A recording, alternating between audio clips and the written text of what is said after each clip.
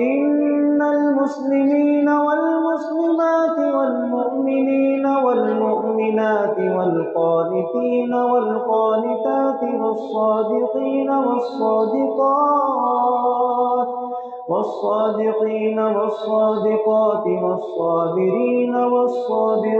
والخاشعين والخاشعات والمتصدقين والمتصدقات والصائمين والصائمات